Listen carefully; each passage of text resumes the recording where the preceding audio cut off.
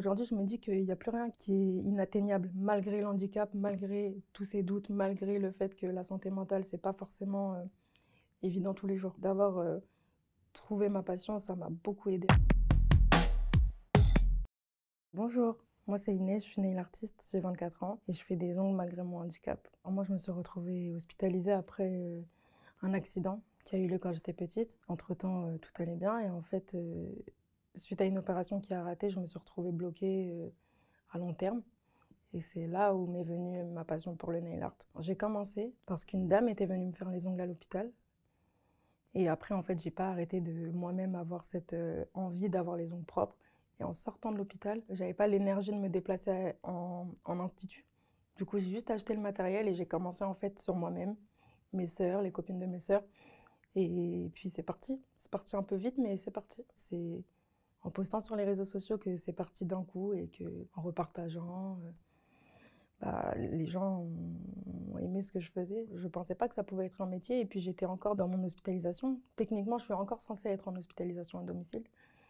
Mais en fait, ça a tellement pris vite que du coup, je suis en train de travailler actuellement et de vivre ma meilleure vie. Au niveau santé, moi, j'ai dû tout réapprendre. J'ai dû réapprendre à marcher, à parler, à respirer, à manger, à boire. Le fait de faire les ongles, ça m'a beaucoup aidé à équilibrer. J'avais tout ça, mais je me rassurais en me disant ok, bah, je sais que derrière, il y a les ongles qui m'attendent. Et en fait, même je pouvais avoir mal, je pouvais être dans une mauvaise passe. Le fait de faire les ongles, ça allait me faire oublier et me faire me concentrer sur quelque chose qui me faisait oublier la douleur finalement. Donc pour moi, ça a vraiment été thérapeutique parce que ça m'a même aidé à guérir plus vite.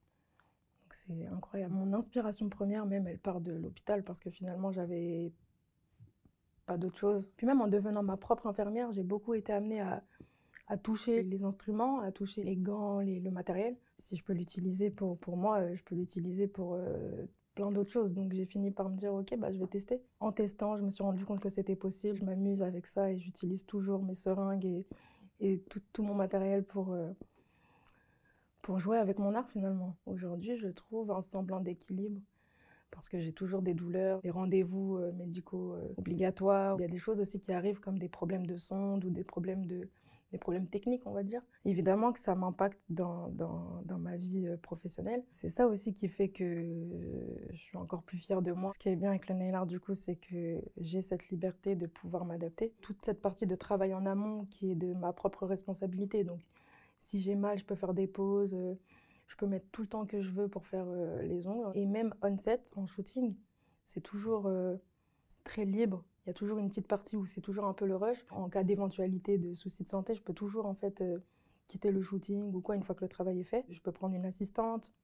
Et ça, c'est quelque chose qui m'a beaucoup aidé d'avoir des assistantes parce que c'est vrai que trop de fois, j'aurais peut-être pas pu le faire toute seule parce que quand il y a beaucoup trop de mannequins, beaucoup trop de monde dont je dois m'occuper, c'est vrai que c'est une grosse charge de travail. J'ai un bon entourage, donc ça m'aide à tenir et à faire le taf, quoi. J'ai fait un shooting il n'y a pas longtemps pour une marque qui s'appelle Mowalola. J'ai pris 2 copines à moi pour être assistante que j'avais formées avant et qui sont super douées aujourd'hui. Je pensais pas que j'étais capable de faire une campagne aussi grosse parce il y avait beaucoup trop de mannequins, il y avait beaucoup trop de faux ongles. Et c'est vrai que je me suis dit, oulala, dans quoi je m'embarque? Est-ce que je suis vraiment capable de ça? Je l'ai fait un peu avec toute l'adrénaline du monde et avec tout le doute finalement du monde, je l'ai fait. Et à la fin de la journée, je me souviens même avoir pleuré parce que c'était vraiment ma première grosse campagne. J'étais très très fière de moi. Et donc ça, c'était un accomplissement qui m'a fait me rendre compte d'à quel point finalement j'étais capable de tout.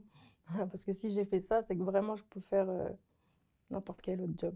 Il n'y a plus rien qui me fait peur. Et quand je suis sortie de l'hôpital, c'est vrai que je me suis pas reconnue du tout. C'est-à-dire que j'avais perdu beaucoup de poids, j'avais plus de voix, j'avais plus du tout la même tête qu'avant. Et mentalement, il y a tout ce truc de est-ce que je vais pouvoir m'en sortir?